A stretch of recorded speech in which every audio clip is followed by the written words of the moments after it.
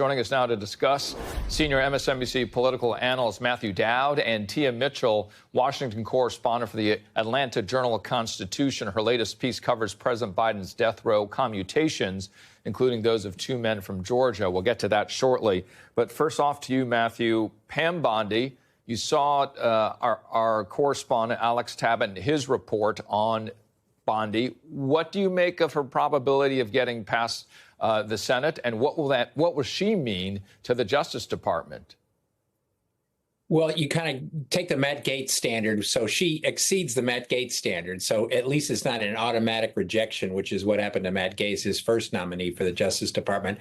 My guess is, and I don't, know this for a fact, is that the Republican senators who will hold the majority by 3 votes are going to defer to Donald Trump in this. She has actual experience. She was state attorney general. She was, as the piece said, she was county prosecutor for more than 15 years.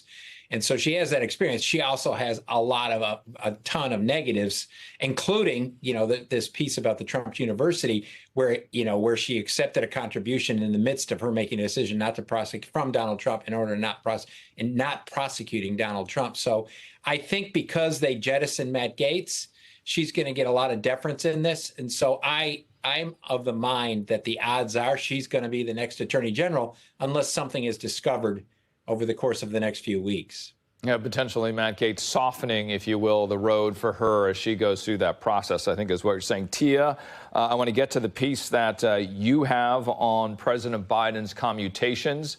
President-elect Trump saying on social media after that came down, he said in his post, telling the 37 inmates to, quote, go to hell. And those are his words. What did you uncover in your report about these commutations, what they mean now and what they'll mean for the future?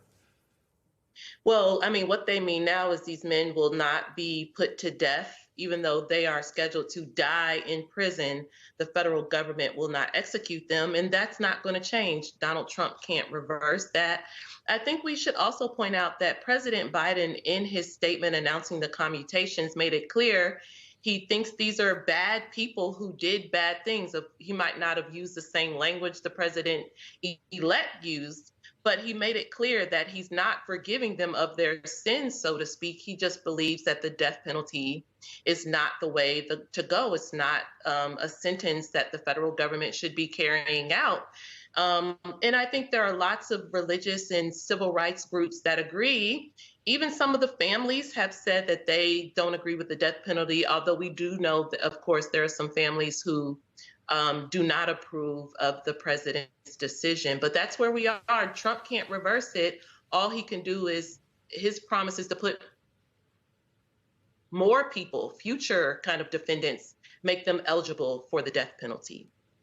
Matthew, it's been a busy week for the president. We're talking about the commutations that came at the end of last week, but we had many bills signed by the president. There's also the issue of more judges. He vetoed that bill. We have the bald eagle now officially the bird of the United States.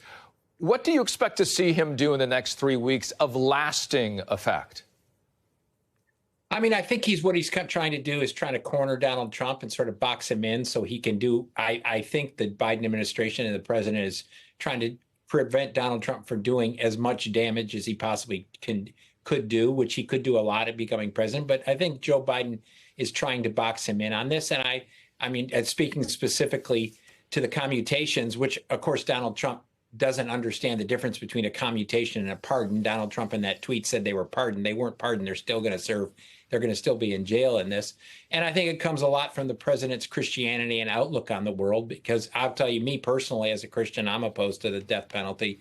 And I think Donald Trump, it's amazing to me, his weighing in on this issue in such a way on Christmas. He might as well have, quoted Scrooge from Dickens and said, bah, humbug, let's decrease the surplus population in the course of this. And I'm actually always amazed by Donald Trump's sort of wrenching conflict with what the message of Christmas is and what he actually tweets out in the course of this. And so I think Joe Biden is trying to box Donald Trump in as much as he can. It's limited, but I think that's what his goal is.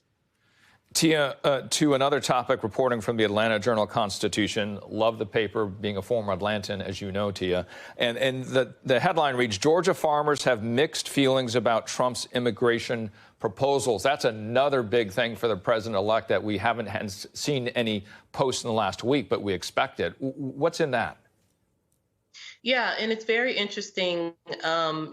President Trump has promised on day one to begin the process of some type of mass deportation, some type of crackdown on illegal immigration. We don't know what that'll look like, but the agriculture industry, and not just farmers and producers, but the meat packing industry, all of them are, if there's a big crackdown on undocumented immigration, that could have an impact on their workforce. That's something where the industry leaders, the people who run these companies, are supportive of Trump, but they also know that the companies kind of rely on undocumented immigration to a certain extent, and we can't get around that.